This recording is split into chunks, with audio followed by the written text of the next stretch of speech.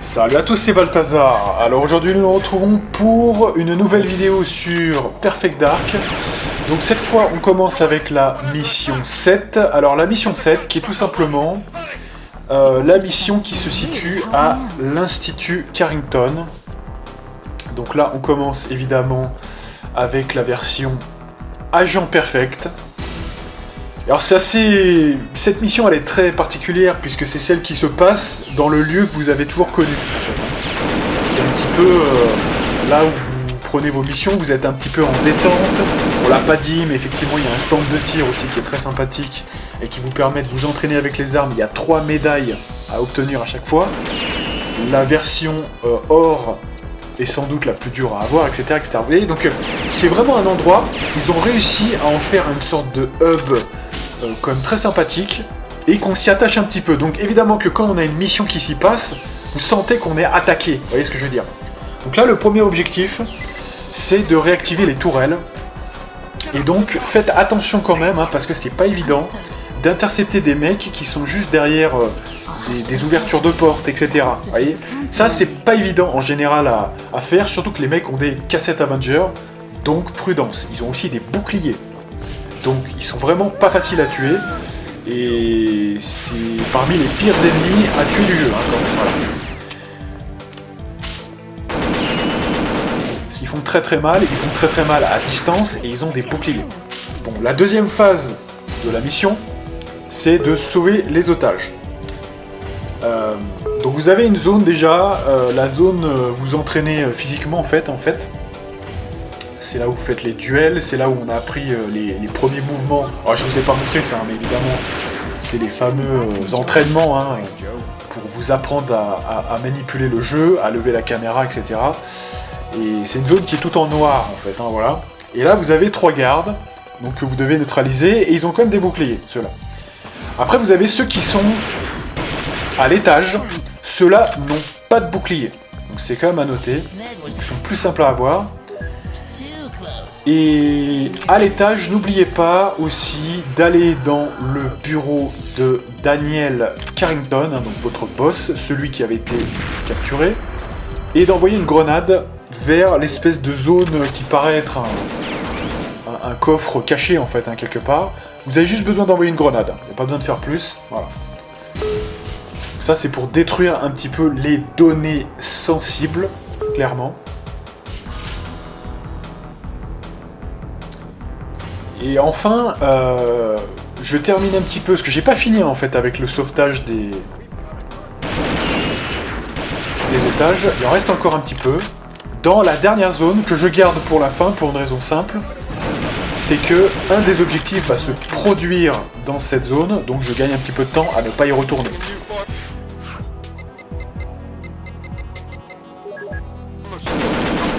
Cet objectif c'est simple, c'est de récupérer l'objet expérimental de l'Institut, c'est le RCP-120, qui est un petit hommage quand même au RCP-90 de GoldenEye, 64.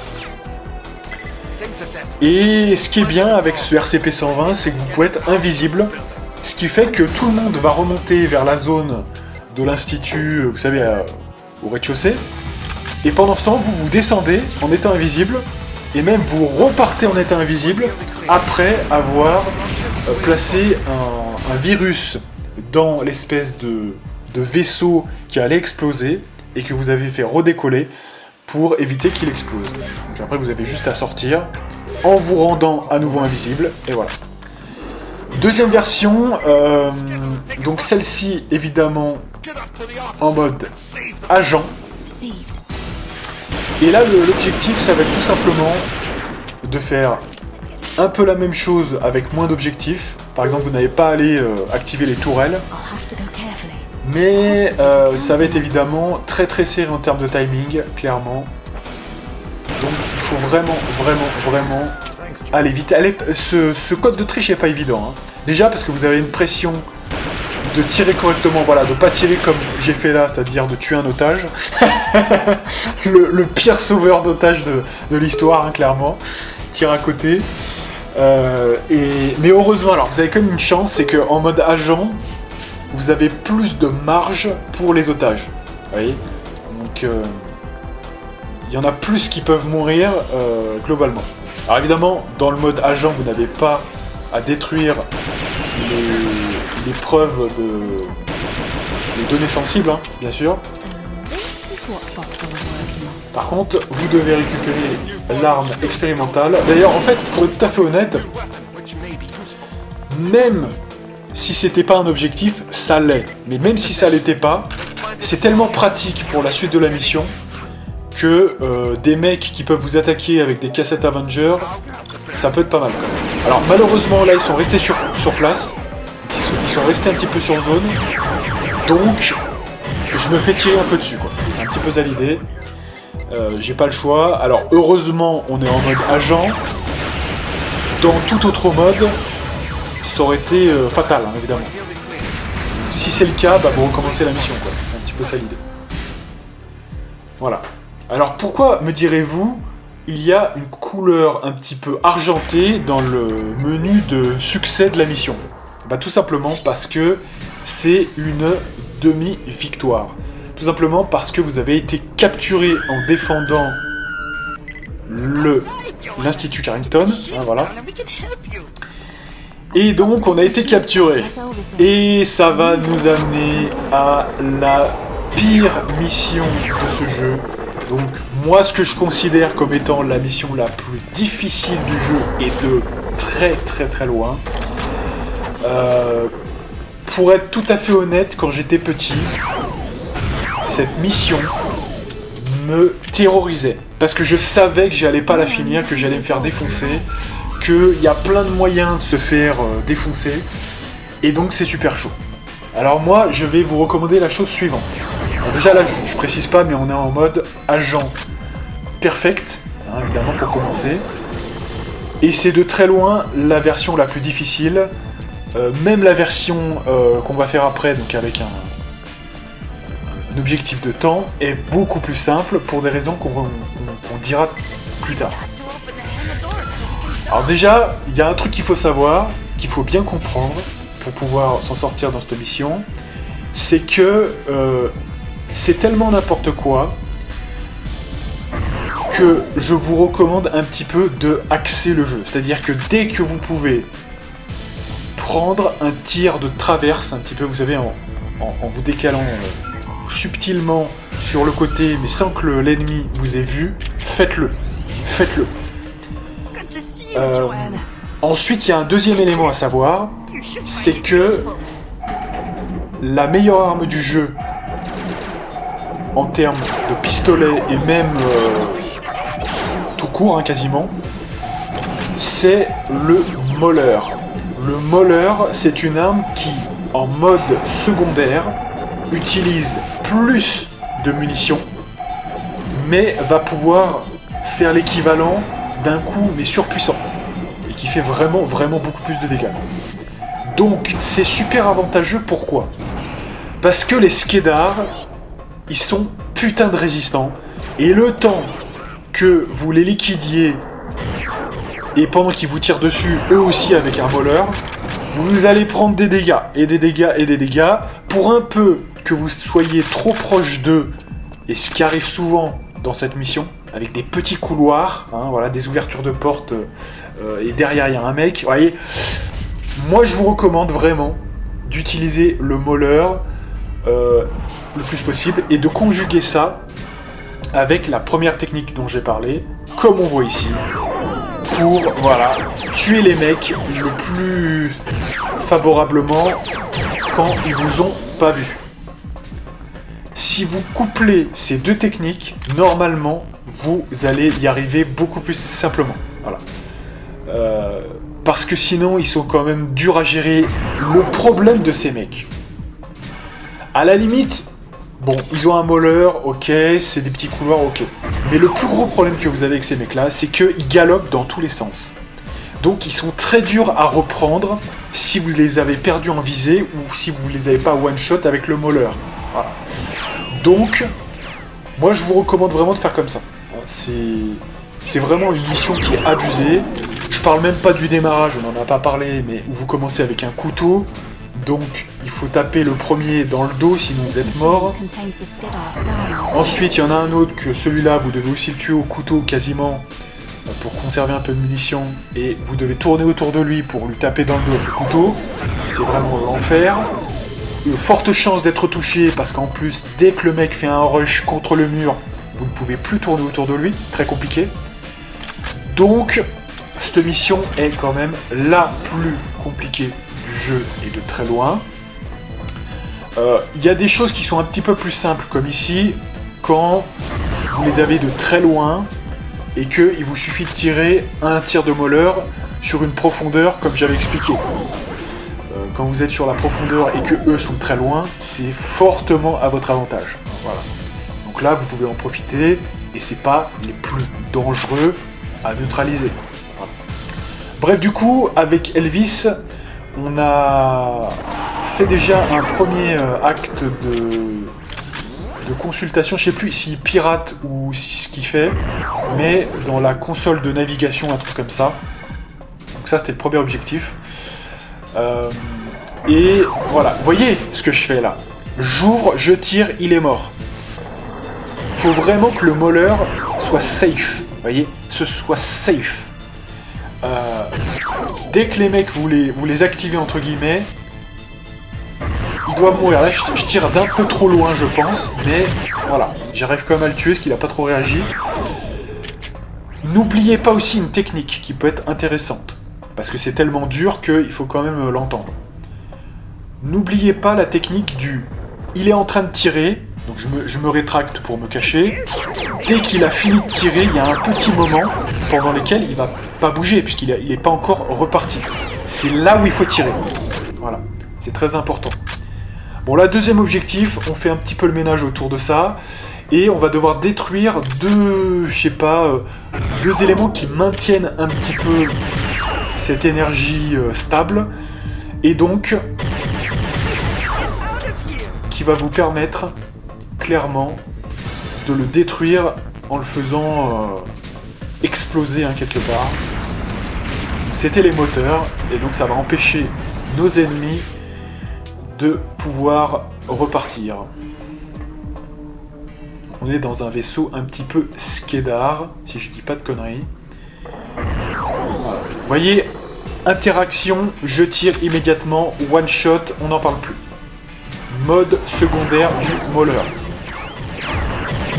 Alors ça peut être une zone très chiante si vous loupez le premier tir en fait, hein, voilà. Parce que j'ai perdu 75% de ma santé parce que j'ai mal pris cette zone. Voilà. Donc là, cette zone elle est un peu bizarre parce que si vous essayez de tirer au niveau de la porte, 3/4 du temps vous allez louper. Donc moi je pense que cette zone là, elle est pas facile à prendre. Je pense qu'il faut la prendre frontale. Il faut directement rusher, on ouvre, on rentre, on part directement sur la gauche, on tire avec le moleur, pour être plus en face. Je pense que c'est ça la meilleure stratégie. Là, vous arrivez sur le pont, c'est pas très compliqué. Vous vous retranchez sur un des côtés, et dès que vous pouvez, vous les laissez tirer, et vous tirez. Facile. Normalement facile. Hit and run. Alors là, je me suis fait toucher quand même, hein, mais bon. Ça peut arriver, faut faire attention. Mais normalement, c'est quand même la meilleure technique. Et normalement, vous obtenez l'excellentissime double moleur. Donc là, ça fait mal. Et donc là, normalement, une fois que vous en êtes là, ça devient plus facile. Vous allez avoir un petit rush encore de mecs qui sont un peu énervés et qui vont vouloir passer. Mais globalement, c'est plutôt des petits galopins. Je crois pas qu'ils aient des moleurs en fait. Donc, il suffit de les intercepter. Vous voyez, ils tirent pas directement. Donc, c'est plutôt facile.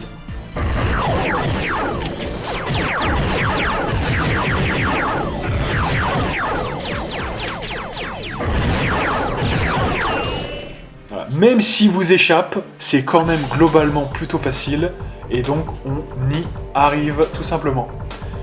Donc c'est quand même plutôt corsé, mais on y est arrivé. Et une fois que c'est vrai qu'une fois que vous la maîtrisez cette mission, vous arrivez quand même à la refaire plutôt facilement, même si ça peut parfois être...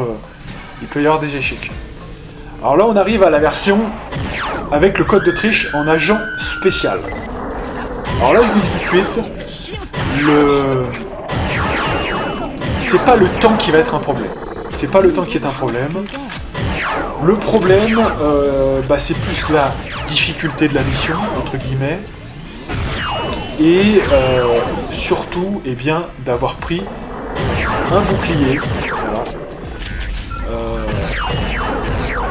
Parce que, évidemment, que sans bouclier, on se retrouve un peu dans la même posture que la version Agent Perfect, et donc, justement, toute la différence avec le mode Agent Perfect, c'est d'une part que vous n'avez pas à faire la désactivation, je crois, des boucliers à un moment donné, puisque vous voyez que là on est directement sur zone avec Elvis, alors qu'avant il faut faire une étape supplémentaire pour pouvoir que Elvis se pose et qu'il nous aide. Alors, voilà.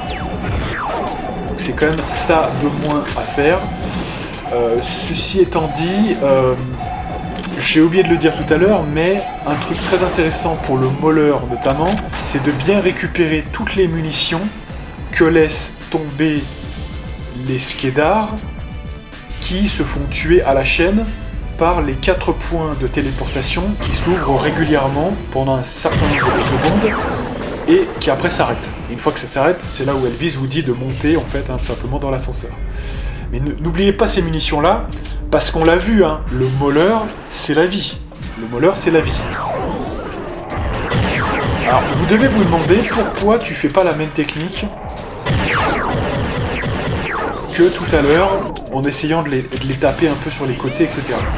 Tout simplement parce que j'ai un bouclier. Eh oui. Et comme j'ai un bouclier, c'est pas la même sécurité, quoi, évidemment. C'est pas le même risque, si vous voulez, entre guillemets.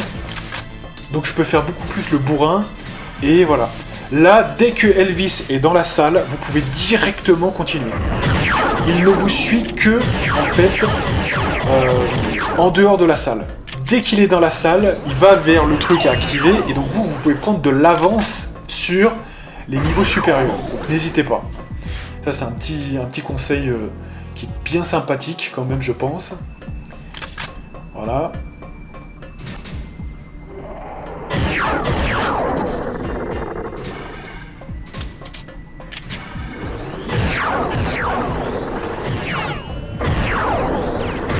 Donc là, carrément, j'ignore les ennemis. Vous voyez ce que je veux dire? J'ignore les ennemis. Donc là, c'est couillu, mais je m'en bats les couilles, je fais ce que j'ai à faire et je me barre. Vous voyez?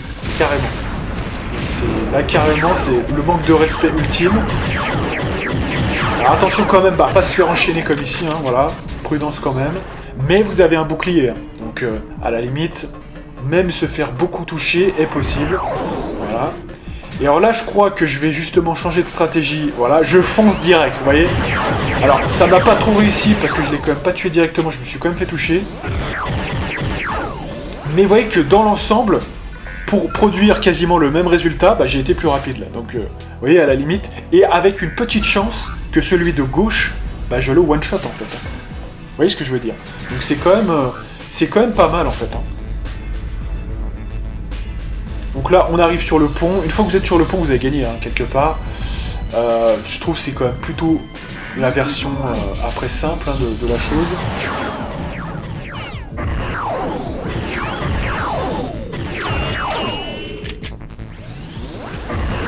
Il suffit de laisser charger le Mauler. Laisser charger le Mauler, c'est du one-shot. C'est du one-shot. Donc, évidemment que là, je vais le dire, cette version avec bouclier reste quand même assez... voilà, quand même assez difficile. Mais globalement, une fois que vous avez la technique, moi, je trouve que je le fais facilement. C'est ça que je veux dire. Je trouve que c'est parmi les plus difficiles, mais je le fais quand même plutôt facilement. Donc, faut quand même le dire.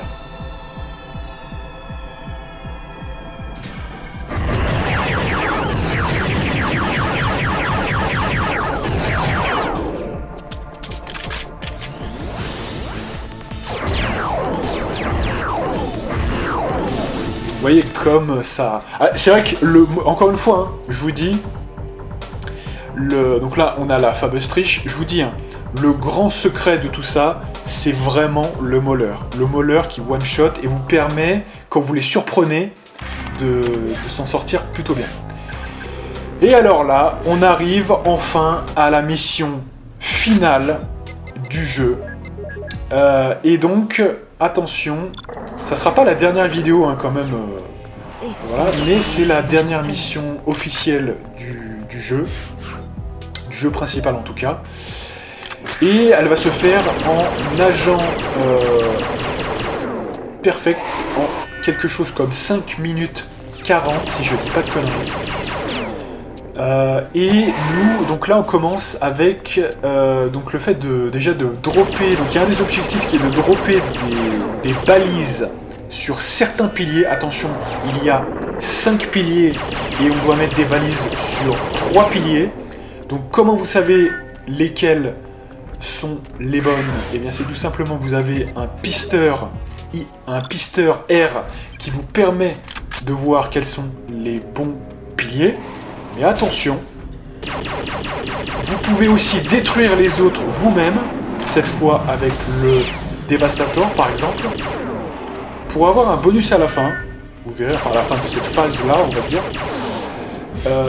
Un bonus qui tombe un peu du ciel, mais qui est très sympathique, qui est le double phénix. Donc c'est une arme, ce sont des pistolets. Donc, et ces pistolets-là, en fait, ont des modes secondaires qui sont des balles explosives. Donc autant vous dire que c'est une dinguerie. Je dirais pas là encore que c'est la meilleure arme du jeu, mais c'est une des meilleures, hein, si ce n'est la meilleure. Elle est vraiment très très forte.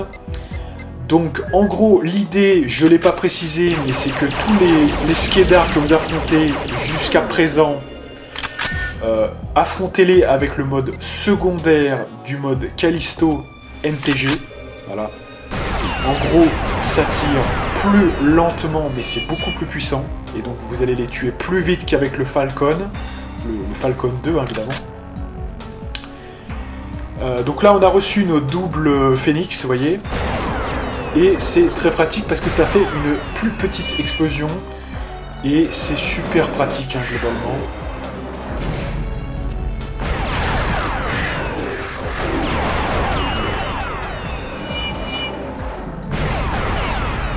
Globalement, vous pouvez tuer facilement les petits skedars avec des explosions. Voilà. Alors ça peut être un petit peu crispant. Parce que si vous faites pas gaffe, vous allez le heurter et donc pas le mettre comme il faut. Et là, je me suis fait avoir, j'ai cru que je l'avais bien placé. Et en fait, pas du tout. Vous allez voir. Et donc je dois revenir sur zone. Ce qui veut dire que j'ai perdu un petit peu de temps sur le chrono. Mais vous allez voir que je vais quand même faire un score qui est tout à fait correct. Voire même excellent.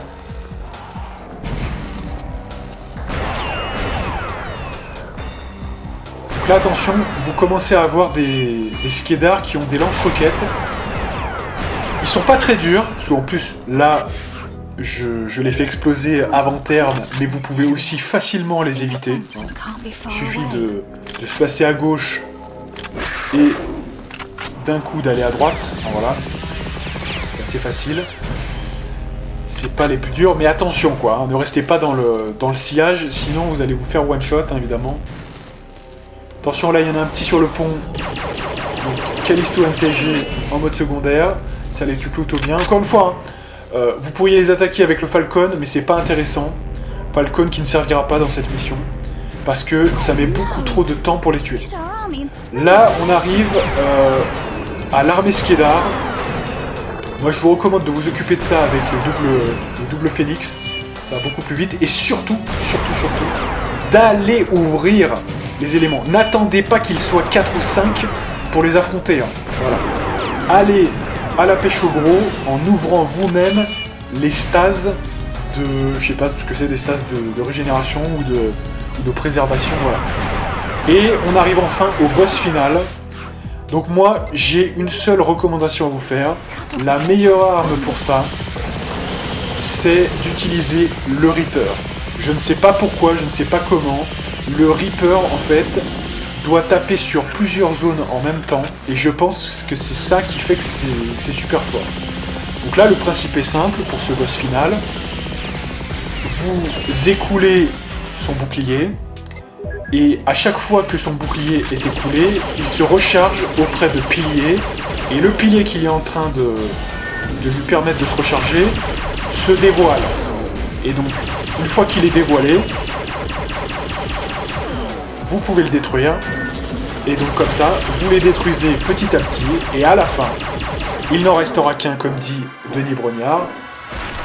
Et c'est le grand pilier.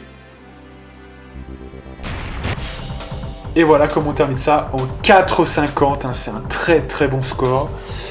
On a débloqué toutes les triches du jeu. Donc vous devez vous demander, mais attends, mais qu'est-ce qui reste à faire maintenant? Eh bien tout simplement, il y a 3 missions bonus déjà pour commencer. Alors certes, ce ne sont pas des missions quelque part qui ont des codes de triche. Voilà, donc ce sera de simples missions à faire comme ça, en agent perfect. Voilà. Et puis je vous ai réservé quelques bonus, puisque ce n'est pas le seul mode qui existe quand même dans ce jeu. Il y a aussi un mode challenge, alors je n'en dis pas plus. Certes, on va pas faire tous les challenges, mais je vais vous en montrer 2, principalement. Les 2 les plus retors, d'ailleurs les 2 derniers en fait, hein, le challenge 29 et le challenge 30. Donc évidemment, on verra ça dans la prochaine vidéo, la dernière du coup, et on va comme ça kiffer un petit peu. Donc les missions bonus plus 2 challenges qui nous attendent tout simplement. Et donc moi je vous donne rendez-vous pour de prochaines aventures avec Perfect Dark, et moi je vous dis à plus.